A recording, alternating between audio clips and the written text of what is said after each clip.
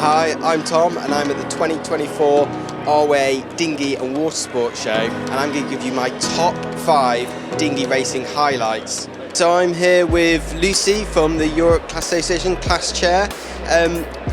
Over 20 years since the Europe exited the Olympics as Olympic class, but it's seeing a real resurgence in the UK. Can you just tell me who the class is appealing to now? Yeah, it's been great.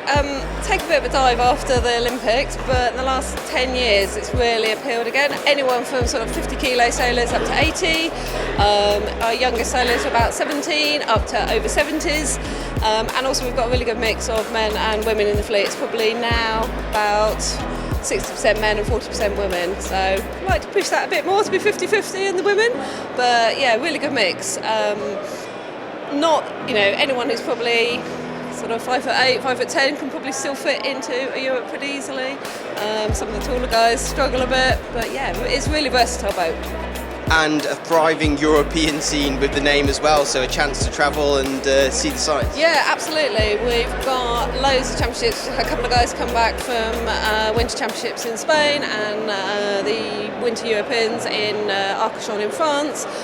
We've got the Belgium Masters this year, the European Masters are in Belgium, so really easy for us all to travel over, and we're going to have the Masters and Youth Europeans next year in Hailing, so really great opportunities, some brilliant fleets out there in Europe for us to race against, so yeah, really good. And in terms of the boats and the tech, you've got a few builders churning out new boats at the moment. Can you tell us a little bit about them and what people should look out for in terms of getting a boat that's right for their weight and size? Yeah, so for a long time there's really only been one builder in Spain, but recently, and this boat is Synergy Marine in the UK, started building them last year, so that's really exciting. Lots of interest in that, not only in the UK but also to export overseas as well, which is really, really great.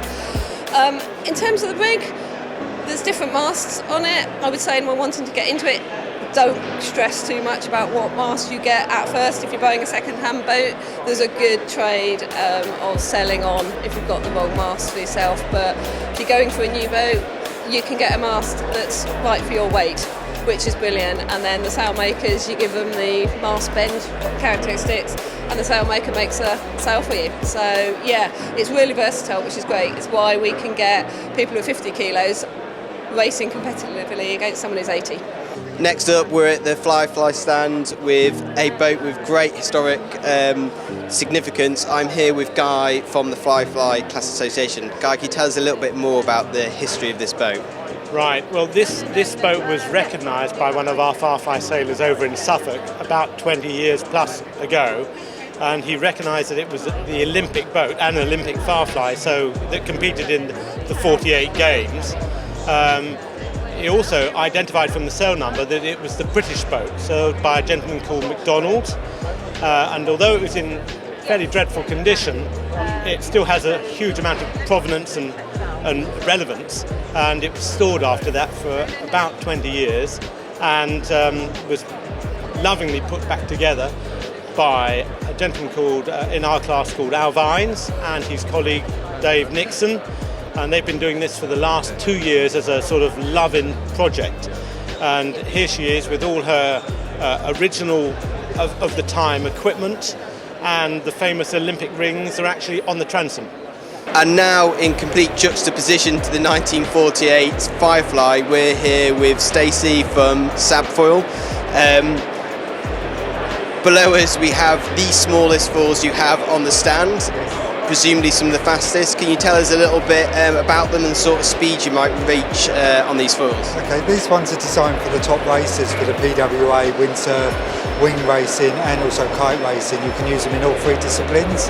Something like this 704 we have here has got an area of 536 square centimetres, but we do go down to 475 square centimetres, and your wrist speed's probably touching 40 knots with these.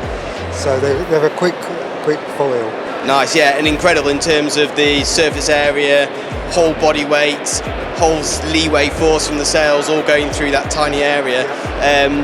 What are they like when you stall them?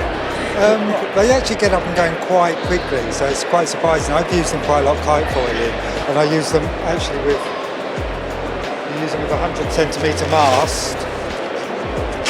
like that, which is whole high modulus, so it's really stiff. So it's a really stiff, solid feeling to it. So you've got a real connection to the water and the foil. I'm here with Simon Hiscox from Shock Sailing, the new distributor of the Switch One design.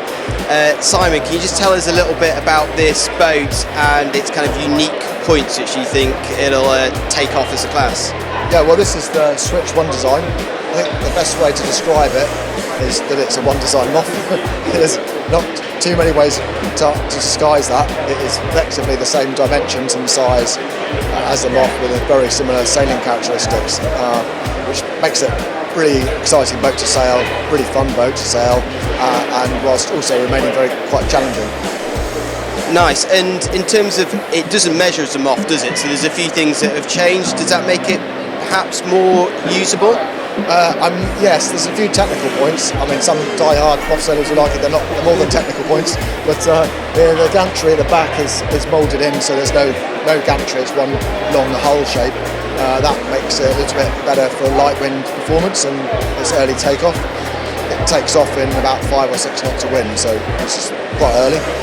And it's taken the best technology that the Moth class has developed over the years and simplified it somewhat into this package, which is also very good value when you compare it to the prices of the Moth. Nice, and a bit of buoyancy at the back's always good to stop you cartwheeling whilst you're sat there floating, waiting for races to start, I guess. Yeah, quite. It's there's a little bit more room for error in the tacks and the low riding, but also the wings have got solid foam buoyancy. They've got more buoyancy than even the boats with airbags in, or the solid wing boats. So that makes it really easy to whale yourself onto the side. You don't have to be quite so athletic. You can let the boat come on top of you and sort of slide yourself onto the wing. And in terms of the foils on them, are they all one design, or the options in terms of the size of the foils you can run?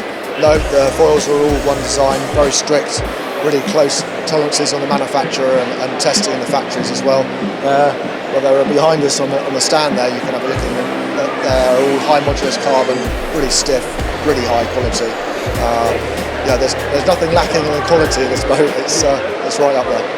So next up with a racing classic, and that's the Merlin Rocket, and this fantastic boat is Caroline. So Caroline, tell us a little bit about the fit out and what you may have done different to previous boats. Yeah, so she does look quite similar to a lot of boats.